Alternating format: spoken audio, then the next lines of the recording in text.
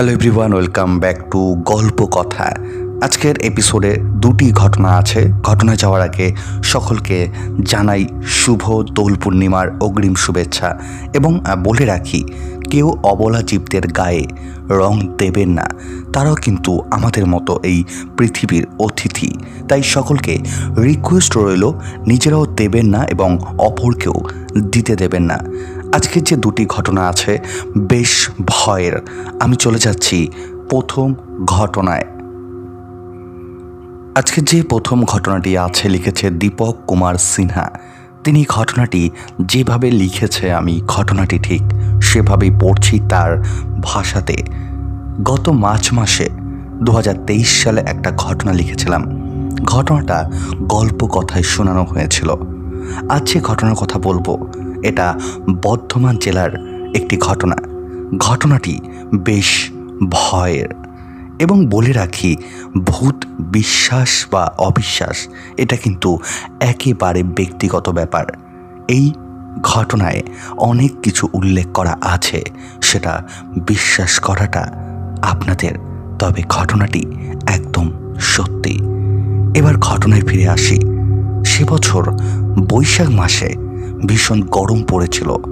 পূর্ণিমা তিথি আসতে বেশ কয়েকদিন বাকি। বৃষ্টির এক ফোঁটারও নাম গন্ধ নেই। গরমের অস্থিরতায় সবারই নাজেহাল অবস্থা।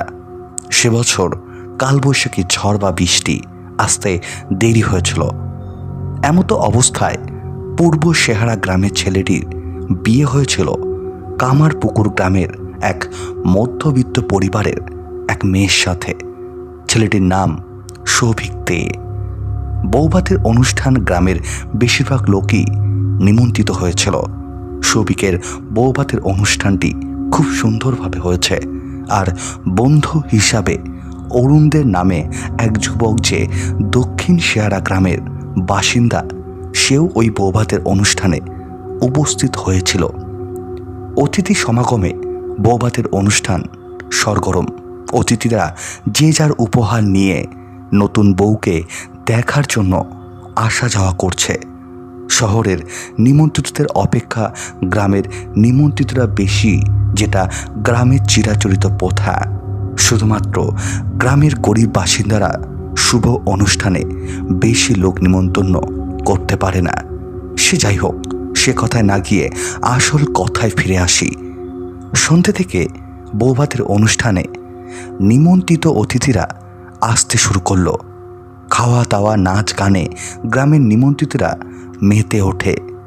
এই নিমন্ত্রিতদের আপ্যায়নে যাতে কোনো ত্রুটি না হয়, সৌভিক ও তার বন্ধুরা সেদিকে খেয়াল রেখেছে।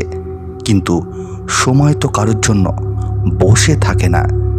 যে কাজই হোক না কেন তা সকলের জন্যই একই নিয়মে বাঁধা। বৌভাতের অনুষ্ঠান বেশ ভালোভাবেই জমে উঠেছে। সময়ের সাথে সাথে বেশিরভাগ নিমন্ত্রিতরাই আপ্যায়নের পর যে যার বাড়ি ফিরে যেতে লাগলো। দেখতে দেখতে অনুষ্ঠান বাড়িতে নিমন্ত্রিতদের ভিড় কমতে শুরু করে। বৌভাতের অনুষ্ঠানে আরও কয়েকজন নিমন্ত্রিত ও সৌভিকের বেশ কয়েকজন বন্ধু অপেক্ষা করতে লাগলো পরের ব্যাচে খাওয়ার জন্য। এদিকে রাতও বাড়তে শুরু করেছে। রাত তখন কটা হবে? সৌভিক তার হাত ঘড়ি দেখে বলল, এখন রাত 12:20। বিয়ে বাড়ির অনুষ্ঠানে এরকম দেরি হতেই পারে, বুঝলি? কি আর করা যাবে বল? সুতরাং সৌভিকের 10 থেকে 12 জন বন্ধু বিয়ের প্যান্ডেলে বসে গল্প গুজব করে সময় কাটাতে লাগলো পরের ব্যাচে খেতে যাওয়ার জন্য। এই 12 জন বন্ধুদের মধ্যে দক্ষিণ শেয়ারা গ্রামের ওই যুবকটিও আছে, যার নাম আমি আগেই উল্লেখ করেছি, অরুণ দে। বিয়ের প্যান্ডেলও বেশ ফাঁকা ফাঁকা হয়ে গেছে। এত রাতে কেই বা থাকবে, শুধু যা সৌভিকের বন্ধু ছাড়া। গল্প বেশ জমে উঠেছে, কিন্তু অন্য বন্ধুরা গল্পে মজে থাকলেও সৌভিকের ওই অরুণ দে নামের বন্ধুটি প্যান্ডেলের শেষ প্রান্তে এক দৃষ্টে তাকিয়ে আছে। সে কিন্তু কোনো কথা বলছে না। অরুণ তার বন্ধুদের কথা শুনছে আর এক দৃষ্টিতে তাকিয়ে আছে প্যান্ডেলের শেষ প্রান্তে। হঠাৎ সে বলে উঠল, অন্য বন্ধুদের উদ্দেশ্য করে, এই দেখ দেখ, আবছা আলোর মধ্যে কি যেন বসে আছে। সৌভিকের কোনো আত্মীয় হবে হয়তো। অরুণের কথা শুনে অন্য বন্ধুরা সমস্বরে বলে উঠল, কই কই, কোথায় বসে আছে? আমরা কাউকে তো দেখতে পাচ্ছি না। অন্য বন্ধুদের মধ্যে একজন ঠাট্টা করে বলে উঠল, তোর মনে হয় খুব খিদে পেয়েছে বুঝলি, খিদের জ্বালায় কাকে না কাকে দেখেছিস। কোথায় সে লোক? আর আমরা তো কাউকে দেখতে পাচ্ছি না, শুধু তুই দেখছিস, এটা কিভাবে সম্ভব? অরুণ বাকি বন্ধুদের কথা অগ্রাহ্য করে আঙ্গুল তুলে দেখাতে লাগলো প্যান্ডেলের ওই আবছা জায়গায় একটা চেয়ারের দিকে আঙ্গুল উঁচু করে। বারবার অরুণ বলেই চলেছে, তোরা দেখতে পাচ্ছিস না? আমি তো দেখতে পাচ্ছি। তোদের কি চোখে ছানি পড়েছে? লোকটা একটা ময়লা পাজামা, একটা ময়লা জামা পরে ওই ফাঁকা জায়গায় চেয়ারটায় বসে আছে। এইবার হলো কি বাকি বন্ধুদের মধ্যে একজন অরুণের কৌতূহল মেটানোর জন্য সে নিজে এগিয়ে যেতে লাগলো সেই জায়গাটার দিকে, অরুণের নির্দেশিত লোকটার দিকে। কোথায়? কেউ তো এখানে বসে নেই। কৌতূহল কিছুটা মিটছে না অরুণের। সে এক দৃষ্টে তাকিয়ে থাকলো ওই ফাঁকা জায়গায় চেয়ারটার দিকে। ওই সময়ের মধ্যে সৌভিক এসে বাকি বন্ধুদের বলল, চল এবার খেতে চল, অনেক রাত হলো, এখন রাত 12:30 বাজে, আর দেরি করা ঠিক হবে না, চল সবাই। সৌভিকের গলা পেয়ে এবার অরুণ স্বস্তিতে ফিরে পেল। সুতরাং সে আর ওই দিকে না তাকিয়ে বাকি বন্ধুদের সাথে বৌভাতের প্যান্ডেলে খেতে চলল। পরিবেশনকারীরা লোকেরা খাবার টেবিলে পাতা সাজিয়ে কয়েকটা খাদ্য সামগ্রী দিয়েছে। ওই সময় বাকি 12 জন বন্ধু ও অরুণ সহ খাবার টেবিলে বসার সাথে সাথে মাথা তুলে অরুণ বলে উঠল, এই ওই দেখ সেই লোকটা খাওয়ার জন্য টেবিলের শেষ প্রান্তে এক কোণে বসে আছে। তার কথা শুনে বাকি বন্ধুরা আবার বলে উঠল, কোথায় বসে আছে? আমরা এত কেউ দেখতে পাচ্ছি না। তখন অরুণ বলল, ওই তো। তখন আরেকজন বলে ওঠে, শুধু কি তুই দেখছিস? এক বন্ধু তখন করল কি, পরিবেশের একজন লোককে ডেকে বলল, আচ্ছা দাদা, আপনি কি কাউকে দেখতে পাচ্ছেন খাবার টেবিলের শেষ প্রান্তে কেউ বসে আছে কিনা? সে বলল, না, কাউকে তো দেখতে পাচ্ছি না, টেবিল তো ফাঁকাই আছে, কেউ তো ওখানে বসে নেই। সৌভিকের বৌভাতের অনুষ্ঠানের শেষ ব্যাচে আর কারো খেতে বাকি নেই। জনা কয়েক বাড়ির লোক ছাড়া এবং সৌভিকের বন্ধুরা 12 জন, তার মধ্যে অরুণদেও আছে, যাকে নিয়ে ঘটনার সূত্রপাত। যাই হোক, রাতের ব্যাচে খুশি মনে খেয়ে চলেছে, কারোর মুখে কোনো কথা নেই। পরিবেশনের লোকেরা এক মনে খাবার পরিবেশন করে চলেছে। এই সময়ে অরুণের মনে কৌতূহল জেগে উঠল। এই কারণে কিছুক্ষণ আগে যাকে বিয়ের প্যান্ডেলে দেখলাম সে তো খাবারের জায়গায় উপস্থিত। অরুণ খেতে খেতে একবার চোখ মেলে দেখল, হ্যাঁ, এটা তো সেই লোকটা। তো এক মনে খেয়ে চলেছে লোকটি। অরুণ পাশের বন্ধুদের খেতে খেতে চুপি করে বলল, ওই দেখ, একটু চেয়ে দেখ, সেই ময়লা জামা কাপড় পরা লোকটা খাবার টেবিলের এক কোণে বসে খেয়ে চলেছে। বন্ধুটি অরুণের কথা মতো মুখ তুলে দেখল, কই, কেউ তো নেই সেখানে। এবার রেগে গেল অরুণের একটি বন্ধু। সেই তখন থেকে বলে চলেছিস, একটা লোক, কোথায়? কাউকে তো দেখতে পাচ্ছি না, শুধু তুই দেখছিস, চুপচাপ খেয়ে উঠে পড়, আর ওইদিকে তাকাবি না। বন্ধুর ধমক খেয়ে অরুণ তখনকার মতো চুপ করে এক মনে খেয়ে চলল। পরিতৃপ্তি করে সবাই খেয়ে সবাই হাত ধোয়ার জন্য প্যান্ডেলের বাইরে আসার পর অরুণ ভয় মিশ্রিত কণ্ঠে বলল, সমীর, ওই দেখ, কখন এসে ওই লোকটা বাইরে দাঁড়িয়ে আছে। কৌতূহলবশত সমীর রাস্তার দিকে কাউকে না দেখতে পেয়ে চুপ করে গেল। খাবার পর সৌভিকের বাকি বন্ধুরা প্যান্ডেলের চেয়ারে বসে খাবারের তারিফ করতে লাগলো। এদিকে সময় তো কারোর জন্য বসে থাকবে না। রাত ক্রমশ বাড়তে শুরু করেছে। সৌভিকের সব বন্ধুরা একই গ্রামে থাকে, শুধু অরুণই আলাদা জায়গায় থাকে। সে থাকে পাশের দক্ষিণ শেয়ারা গ্রামে। পূর্ব শেয়ারা গ্রাম থেকে দক্ষিণ শেয়ারা গ্রামের দূরত্ব হাফ কিমি থেকেও কম। গ্রামের ছেলেরা সবাই কর্মঠ, কেউ চাষ করে বা কেউ বাইরে কোথাও কাজ করে। সে যাই হোক, রাত অনেক হলো। অরুণ তার হাতঘড়ি দেখে বাকি বন্ধুদের বলল, এখন রাত 1:10, এবার আমাকে বাড়ি ফিরতে হবে। ওর কথা শুনে বলল, তোকে এগিয়ে দিয়ে আসি। তখন অরুণ বলল, না না, তোদের আসতে হবে না, আমি নিজেই চলে যেতে পারবো, সামান্য তো পথ, আমি ঠিক চলে যাব। ঘরে সাইকেল আছে, কিন্তু সে সাইকেল নিয়ে আসেনি, পায়ে হেঁটে এসেছে বন্ধুর বৌভাতের অনুষ্ঠানে নিমন্ত্রিত হয়ে। বাকি বন্ধুরা তো পূর্ব শেয়ারা গ্রামে থাকে, সুতরাং তাদের বাড়ি যাবার কোনো তাড়া নেই। অরুণকে তো গ্রামে ফিরতেই হবে, তাই আর দেরি না করে বাকি বন্ধুদের বিদায় জানিয়ে রাস্তায় নেমে এলো। পশ্চিমবঙ্গ সরকার গ্রামের উন্নয়নের জন্য পূর্ব শেয়ারা গ্রাম থেকে দক্ষিণ শেয়ারা গ্রামে যাওয়ার জন্য 1 কিমি পথ পাকা রাস্তা বানিয়ে দিয়েছে। তাতে করে গ্রামবাসীদের আসা যাওয়ার একটা বিশেষ সুবিধা হয়েছে। পূর্ণিমা তিথি আসতে আরও 2-1 দিন বাকি, কিন্তু পরিষ্কার আকাশে চাঁদ উঠেছে, তবে সেটা খুব একটা বড় নয়। জ্যোৎস্নার আলো গ্রামের চাষের জমি, পুকুর, গ্রামের রাস্তাঘাট বেশ পরিষ্কার দেখা যাচ্ছে, সুতরাং রাস্তায় আসা যাওয়া করতে কোনো অসুবিধা হচ্ছে না। অরুণ এক মনে তার দক্ষিণ গ্রামে যাওয়ার জন্য হনন করে পা চালিয়ে এগোতে লাগলো।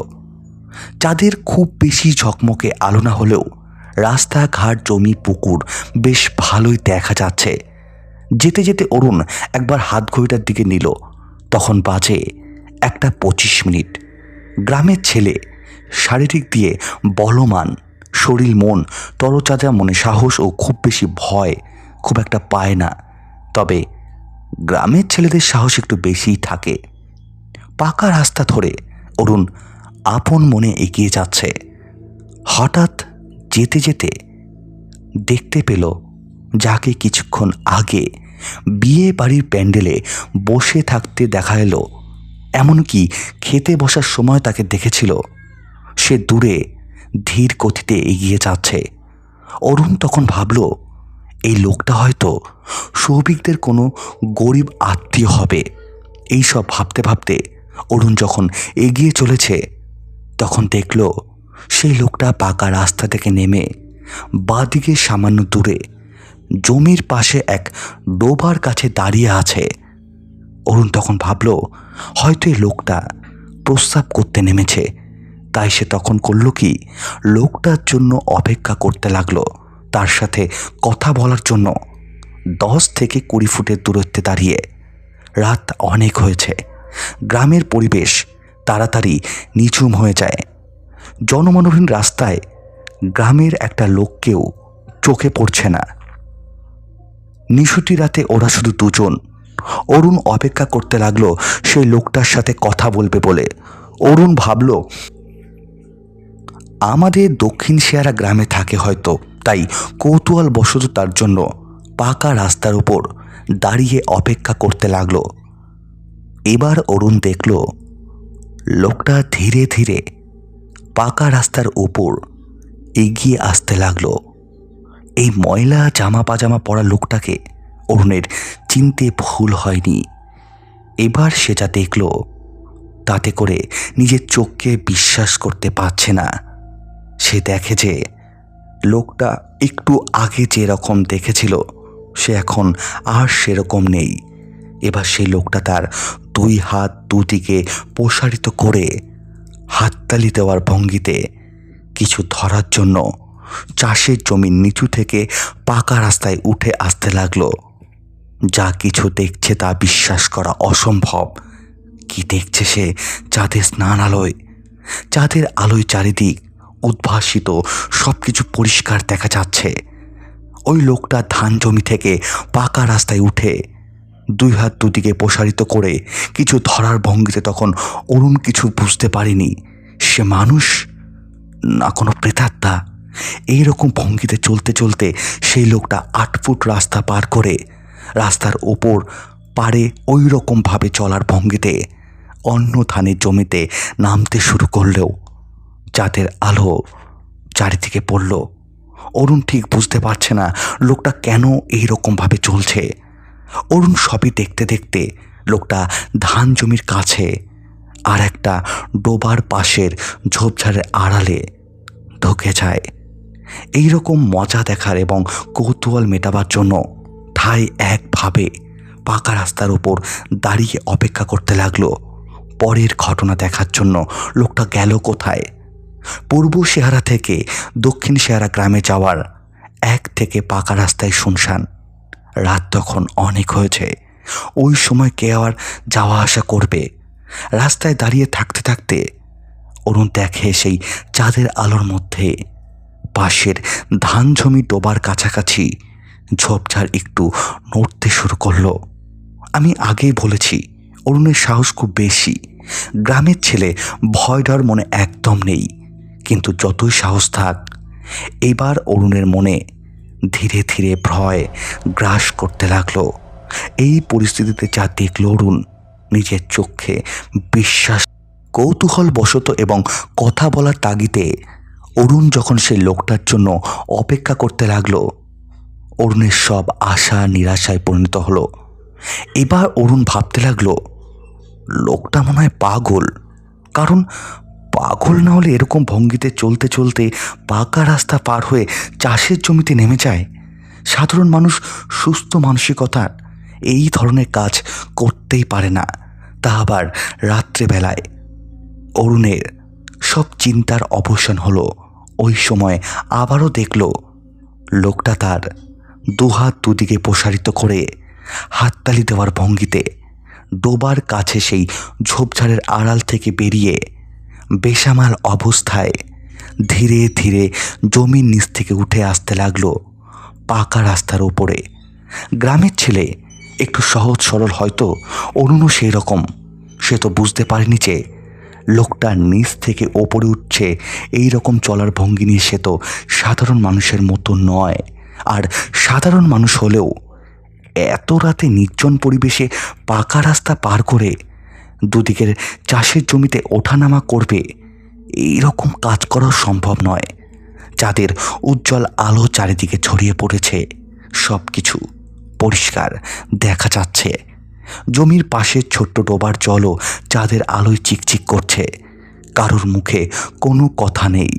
সেই লোকটা চুপচাপ তার দুহাত দুদিকে প্রসারিত করে হাততালি দেওয়ার ভঙ্গিতে নিচ থেকে রাস্তায় উঠে আসতে লাগলো। আর অরুণও চুপটি করে সেই লোকটার ওরকম ভঙ্গিতে এসে আসা প্রত্যক্ষ করতে লাগলো। বেশি দূরেও নয়, প্রায় 20 বা 25 ফুটের দূরত্ব হবে। এই দূরত্বের মধ্যে দাঁড়িয়ে সব দেখতে লাগলো। চাঁদের আলোয় চারিদিক ঝলমল করছে, পরিষ্কার সব দেখা যাচ্ছে। যখন লোকটা নিচ থেকে রাস্তার কাছাকাছি এসে রাস্তায় ওঠার জন্য, তখন অরুণ যা দেখল, তখন সে আর নিজের চোখে বিশ্বাস করতে পারল না। জীবনে কোনোদিনও এরকম দৃশ্য দেখেনি। এবার অরুণের মাথা গেল ঘুরে। যে লোকটাকে বিয়েবাড়ি প্যান্ডেলে বসে থাকতে দেখেছে ময়লা জামা আর একটা ময়লা পাজামা পরে, তখন তার শরীরে মাথা ছিল, কিন্তু এখন আর কি দেখছে? সেই লোকটার শরীরে কোনো মাথা নেই। মুন্ডুবিহীন শরীর দিয়ে দুদিকে হাত প্রসারিত করে তালি দিতে দিতে চাষের জমি থেকে নিচে রাস্তায় ওপরে উঠছে। মুন্ডুবিহীন শরীর নিয়ে লোকটা কি করে হাঁটছে? এই সময়ের মধ্যে অরুণকে এই ভাবনায় পেয়ে বসলো গ্রামের দাদু ঠাকুমা নাতি নাতনিদের ঘুম পাড়াবার জন্য ভূতের গল্প বলে থাকে। অরুণ হয়তো ছোটবেলায় তার দাদু ঠাকুমার মুখে ভূতের গল্প শুনে থাকবে, কিন্তু আজ সে সচক্ষে দেখছে গন্ধ কাটা অর্থাৎ গলা কাটা প্রেতাত্মা তার সামনে উপস্থিত, যার আত্মহত্যা হয়েছে এইভাবেই। এরপরে অরুণ প্রচণ্ড ভয় পেতে থাকে। সে কি করবে বুঝে উঠতে পারে না। এরপরে অভিক সেখান থেকে দৌড়াতে শুরু করে। অরুণ কিছুটা দৌড়ানোর পরে কিছু একটার ওপর হোঁচট খেয়ে পড়ে যায়। যখন ওর জ্ঞান ফেরে তখন ভোর হয়ে গেছে। আশপাশের কিছু লোক এসে অরুণের সামনে দাঁড়িয়ে আছে। অরুণ তখন তাদেরকে সব ঘটনা খুলে বলে। তখন সে লোক অরুণকে বলে যে কিছু মাস আগে এখানে এক চাষিকে গলা কেটে হত্যা করা হয় এবং অরুণ যেহেতু সে রাস্তা দিয়ে যাচ্ছিল সেই বিয়ে বাড়িতে, তখন সেই লোকটার অরুণের ওপর নজর লেগে যায় এবং অনেকেই নাকি এই গলা কাটা প্রেতাত্মাকে এইখানে যেতে এবং আসতে দেখে। এটাই ছিল ঘটনা। আজকে যে প্রথম ঘটনাটা ছিল একটা প্যাথেটিক ঘটনা এবং বলে রাখি, এই যে গল্প কথায় যে ঘটনাগুলি শোনানো হয়, দু রকমের ঘটনা শোনানো হয়। কিছু ঘটনায় ডাইরেক্ট আমরা ভূতের কথা বলি, যেমন গলা কাটা, নিশির ডাক, এবং কিছু ঘটনা আছে যেখানে কিন্তু ভূতের অলৌকিক ঘটনা, কিন্তু সেখানে কোনো রকম কিন্তু কোনো ভূতকে দেখা যায় না। তাই ঘটনা কিন্তু দুরকম হয় এবং যাদের সাথে ঘটে তারাই কিন্তু একমাত্র বুঝতে পারে। এবং বলে রাখি, তোমাদের জীবনেও যদি এরকম কোনো ঘটনা থেকে থাকে অবশ্যই কিন্তু গল্প কথায় লিখে পাঠিয়ে দাও। এবং তোমাদেরকে একটা রিকোয়েস্ট করতে চাই, এই রিকোয়েস্টটা তোমরা প্লিজ রাখো। তোমরা যারা যারা ঘটনা শুনছো প্লিজ লাইক করে দাও এবং কমেন্ট করো। লাইক যদি না করো, কমেন্ট যদি না করো, তাহলে কিন্তু রিচ অনেকটাই কমে যায় এবং পরবর্তীকালে ঘটনা পৌঁছায় না। তাই আমি একটা রিকোয়েস্ট করতে চাই তোমাদের, পরবর্তী ঘটনা যাওয়ার আগে তোমরা প্লিজ যারা শেষ অবধি ঘটনাটা শুনেছো অথবা শুনছো, লাইক করে দাও এবং কমেন্ট করে তোমাদের মতামত জানিয়ে দাও, কেমন লাগছে, ভালো না খারাপ। তোমরা যদি তোমাদের মতামত না জানাও তাহলে কিন্তু আমাদের অনেকটাই অসুবিধা হয়ে যায় এবং রিচ অনেকটাই কমে যায়। তাই আমি রিকোয়েস্ট করব তোমরা লাইক আর কমেন্ট করতে কিন্তু প্লিজ ভুলো না। চলে যাব আজকের দ্বিতীয় ঘটনায়। আজকের দ্বিতীয় ঘটনাটাও কিন্তু বেশ অদ্ভুত এবং বেশ ভয়ের। আজকের যে দ্বিতীয় ঘটনাটি আছে লিখেছে অর্ঘ্যদীপ চক্রবর্তী। তিনি ঘটনাটি যেভাবে লিখেছে আমি ঘটনাটি ঠিক সেভাবেই পড়ছি তার ভাষাতেই। বহুদিন আগের কথা বলছি, সে সময়ের কথা বলছি, তখন কলকাতার শহরে চাকরি করতাম। ছুটি পেয়ে গ্রামের বাড়িতে ফিরছিলাম। আমি চাকরি পেয়ে কলকাতাতেই থাকতাম, অবশ্য এখনও থাকি, যদিও এখন চাকরি থেকে অবসর পেয়েছি। যখন কাজের ছুটি ফুটি পেতাম তখন গ্রামের বাড়িতে চলে আসতাম। সেখানে আমার বাবা মা থাকেন। যতই থাকি কলকাতাতে, জন্মস্থান আমার গ্রামেই, কাজেই গ্রামই আমার ভালো লাগে। আমার গ্রামের নাম ভীমনগর, একেবারে আজপাগড়া বললেই চলে। এখনও সেখানে বিদ্যুৎ পৌঁছায়নি।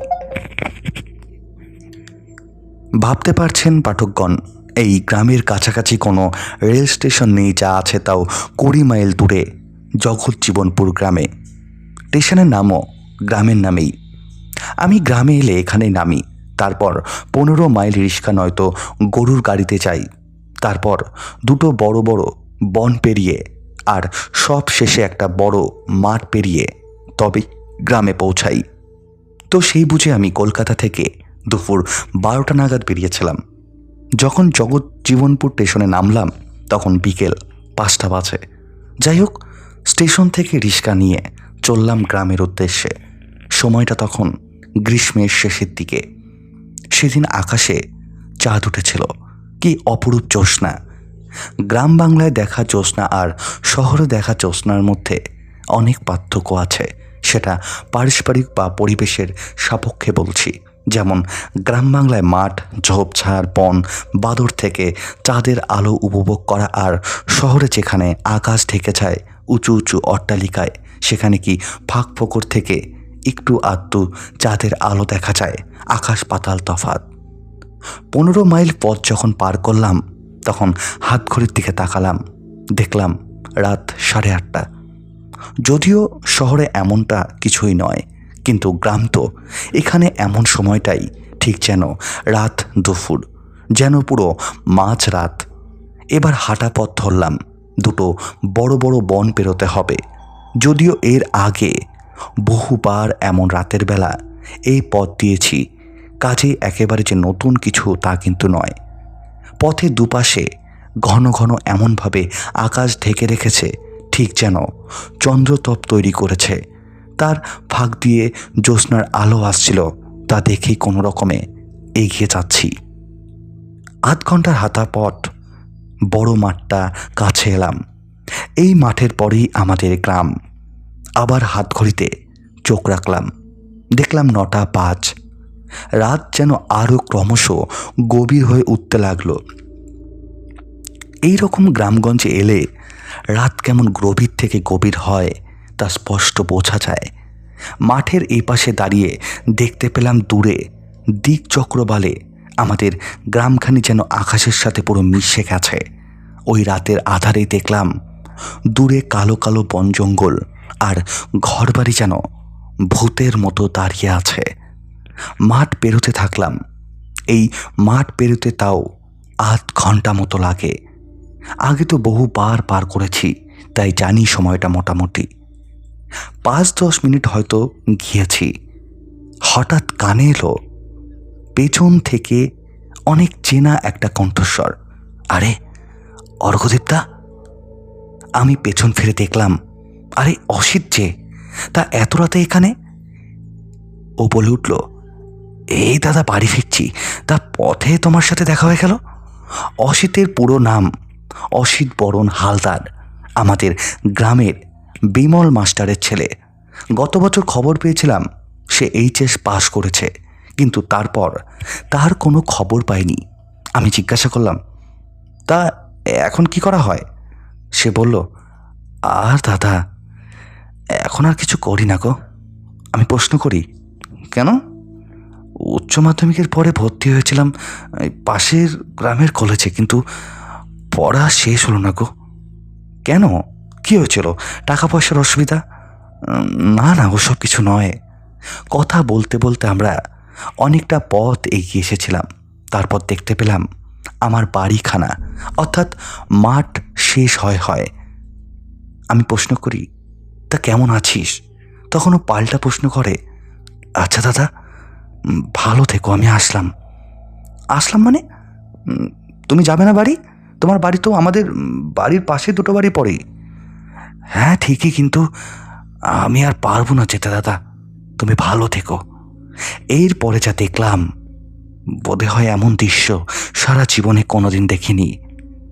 দেখলাম ঠিক যেন কর্পূরের বাতাসে রাখলে যেরকম উবে যায় ক্রমশ, তেমনি পুরো আমার চোখের সামনে অসিত বাতাসে মিলিয়ে যেতে লাগলো। একটা জলজ্যান্ত শরীর এভাবে বাতাসে মিলিয়ে যাচ্ছে, এ আমি কি দেখছি? এমন হয় বাস্তবে? এত কিছু বিষয় একসঙ্গে মাথার মধ্যে গোলমাল করতে লাগলো। ধপ করে আমি পড়ে গেলাম মাটিতে। পরের দিন দেখলাম আমি বাড়িতে শুয়ে আছি। আমায় ঘিরে আমার বাবা মা, বিমল মাস্টার আর ৩-৪ জন অন্য নারী পুরুষ দাঁড়িয়ে আছেন। আমি চোখ খোলার পরে দেখলাম সবাই যেন একটু স্বস্তি পেল। আমি বললাম, মনে হচ্ছে কালকে আমি পড়ে গেছিলাম, বলেই মাথায় পেছনে হাত দিলাম। বেশ ব্যথা আছে। দাঁড়িয়ে থাকা জনতার মধ্যে একজন বেশে বলল, আমরাই বাবা তোমার কাছে সকালে পড়ে থাকতে দেখেছি মাঠে। তুমি কাল সারা রাত ওভাবেই পড়েছিলে। সারা রাত পড়েছিলাম? না, সেসব তো মনে পড়ছে না। আমার বাবা বললেন, তুই আসবি তো চিঠি লিখে জানিয়েছিস, কিন্তু রাত যখন বাড়তে লাগলো আমি তো চিন্তায় পড়লাম। ভাবলাম তুই বোধহয় আর আসছিস না, তাই তোর মাকে বললাম ছেলে বোধহয় আজ আর আসবে না, এত রাত হয়ে যাচ্ছে। অথচ তুই সে মাঠে পড়ে আছিস সেটা তো আর জানতাম না। বিমল মাস্টার বললেন, তা বাবা তুমি ওভাবে পড়ে গেছিলে কেন? হোঁচট খেয়েছো নাকি? আমি বললাম, না মাস্টারবাবু। হঠাৎ দেখলাম আমার সব মনে পড়ে গেল। মাথার ব্যথার কারণে আস্তে আস্তে গোটা ঘটনাটা বললাম। পুরুষ মানুষদের সত্যি মনের ভেতরে কষ্ট হলো, তবুও চোখের জল ফেলে তো প্রকাশ করে না। দেখলাম বিমল মাস্টার একটা গভীর শ্বাস ছেড়ে বললেন, আজ তো 23শে মে। আমার ছেলে গত বছর ঠিক 22শে মে রাতে বজ্রাঘাতে মাঠেই মারা যায়। আগের বছর 22 তারিখ রাত বৃষ্টিতে মেঘে ভরা ছিল, কিন্তু তুমি যখন এলে তখন তো দেখলে কেমন চাঁদের আলো ভরা রাত। সারা রাত ছেলে আমার বাড়ি ফেরেনি, তাই ভোর না হতেই আমি আমার স্ত্রী আর থাকতে না পেরে ছুটে যাই মাঠের দিকে। গিয়ে দেখি ছেলে আমার মরে পড়ে আছে। এবার দেখলাম তার স্বর একটু একটু কাঁপছে। তার মনের অবস্থা আমি বুঝতে পারছিলাম। আমি তাকে একটা কথাই বললাম, অসিত অত রাতে কোথা থেকে ফিরছিল? মাস্টারবাবু বললেন, ওর বন্ধুর বাড়ি গিয়েছিল কলকাতায় কিসের একটা নিমন্ত্রণ খেতে। ফিরতে ফিরতে রাত হয়ে গেছিল, আর তারপরেই তার কণ্ঠস্বর আর কেঁপে উঠল। আমি আর তাকে কিছু বলতে দিলাম না। তিনি বেরিয়ে গেলেন আমাদের বাড়ি থেকে। বাবা কি ছেলের মৃত্যুর খবরে এত বলতে পারে? আমি মনে মনে ভাবতে থাকলাম, এখন তো গ্রীষ্মের শেষের দিক, মাঝে মধ্যে বৃষ্টি হওয়াটাই স্বাভাবিক। কারণ বর্ষা ঢুকেছে। কিন্তু এমন কিভাবে সম্ভব হলো? হয়তো এটা সম্পূর্ণ প্রকৃতির ব্যাপার। কখন বৃষ্টি আসবে আর কখন যাবে এটা আর কি করে বলতে পারি। তো গতকাল রাতে যদি বৃষ্টি হতো তাহলে হয়তো অসিতকে অত পরিষ্কার দেখতে পেতাম না। তাই বোধ হয় পরলোক থেকে পৃথিবীতে এসেও রাত চাঁদের আলোয় ভরিয়ে তুলেছে। এটাই ছিল ঘটনা। আজকে দুটি ঘটনাই কিন্তু বেশ অদ্ভুত ছিল এবং বেশ ভয়ের ছিল। এবং যারা দুটি ঘটনা শুনেছো অবশ্যই কিন্তু লাইক এবং কমেন্ট করতে ভুলো না। তোমাদের কাছে একটাই রিকোয়েস্ট, তোমরা লাইক এবং কমেন্ট করো। এবং তোমরা যেহেতু বড় ঘটনা শুনতে পছন্দ করো, তাই আমি চেষ্টা করছি তোমাদের যাতে বড় ঘটনা দিতে পারি। এবং তোমাদেরকে আমি রিকোয়েস্ট করব, তোমরাও আমাকে ঘটনা লিখে পাঠাও। তোমরা যদি আমাকে বড় ঘটনা লিখে না পাঠাও তাহলে কিন্তু আমার পক্ষেও সম্ভব নয় বড় বড় ঘটনা বলাটা। তাই রিকোয়েস্ট করব, তোমরা ঘটনা লিখে পাঠিয়ে দাও। ঘটনা লিখতে হলে কী করতে হবে, ডিসক্রিপশন বক্সে একটি হোয়াটসঅ্যাপ নাম্বার দেওয়া আছে, তোমরা সেখানে আমাকে ঘটনা লিখে পাঠিয়ে দিতে পারো। দোল খুব ভালোভাবে কাটিও। দেখা হচ্ছে সামনের দিন।